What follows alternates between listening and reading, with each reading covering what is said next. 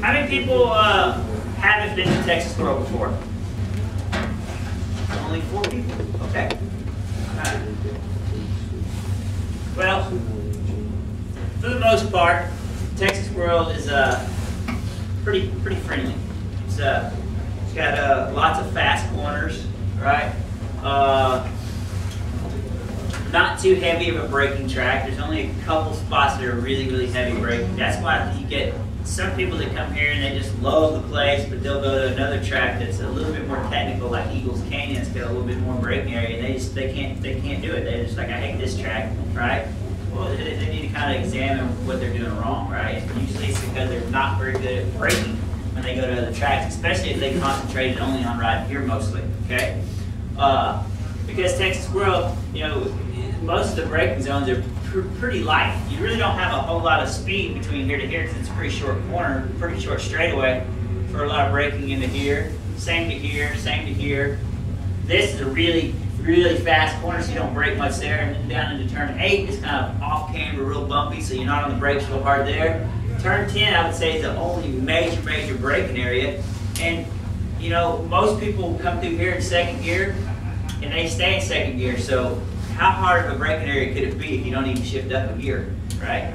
So not too hard of a braking area there. And then 13, you just kind of scrub speed off into there and you're really not braking hard there. So Texas World, for the most part, is, you know, on a scale of 1 to 10, a 5 on braking, all right?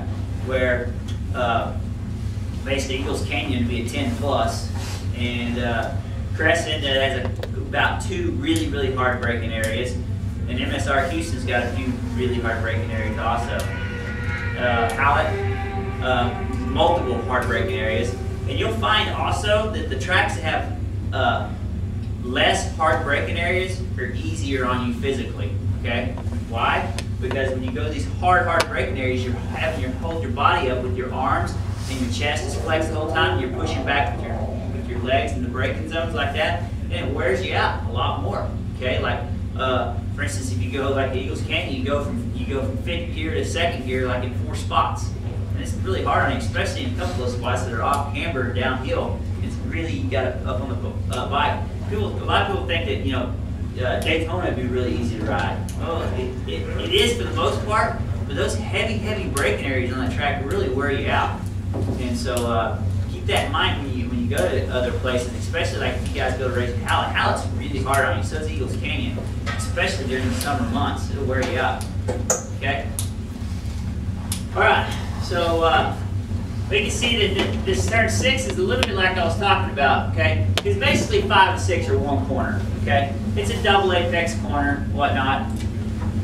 But the difference is you have a lot of time to get ready for turn 6. So as we drive out of 5, we just barely swing back, just past 3/4, and then bring it down here. A lot of people want to set up for it up here. We have a straight area right here though, so there's no reason to set up for it early. You got what I'm saying? So come down here, make the shortest lines possible, come up here, and get you a downshift right here. Okay? You'll come through here in 3rd. That was a damn good catch.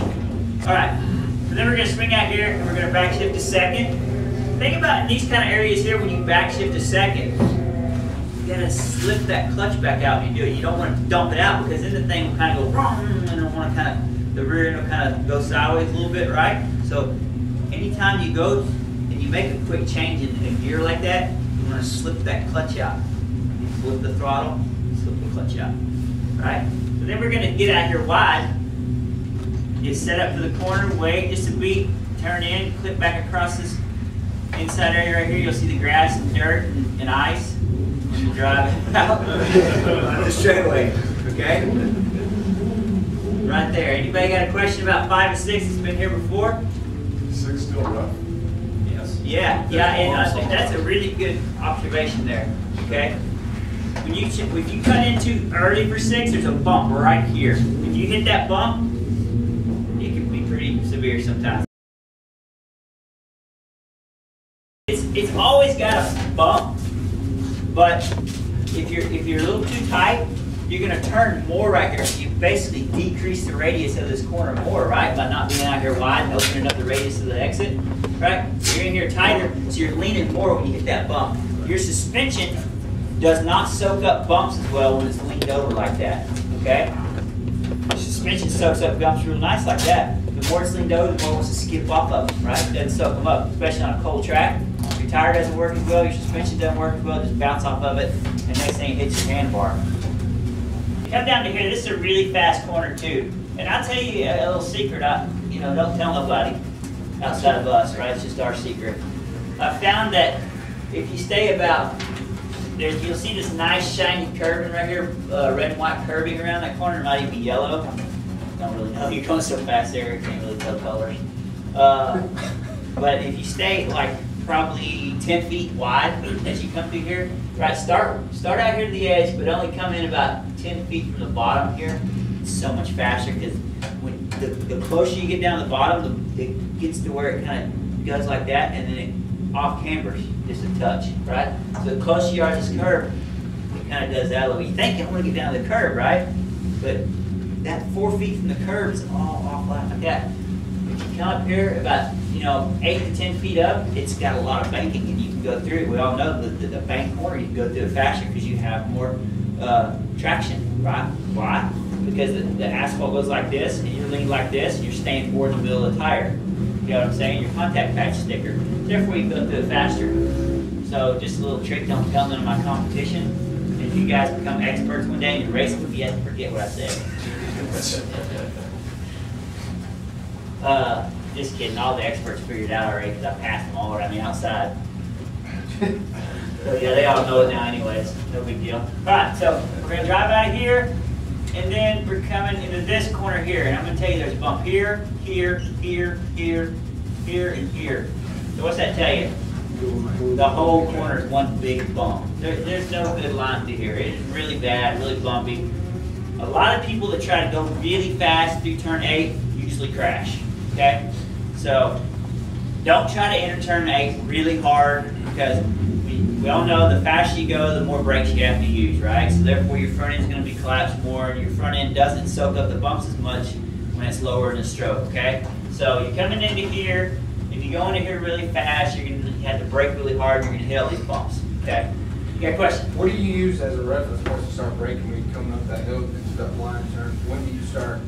There's not really too much reference points there. It's more or less a feel thing because it doesn't have any brake markers. Basically, there's usually a cone out here that you can kind of use to kind of drive out to, and then you'll see that it's a blind corner. It drops off. You can't see where you're going, right? So, but luckily, this is one of those corners where I say you're not going to go into it braking really deep. So control your speed early, right, before you come over the hill. That way you've got it slowed already. You can kind of negotiate the corner without having to brake too much. But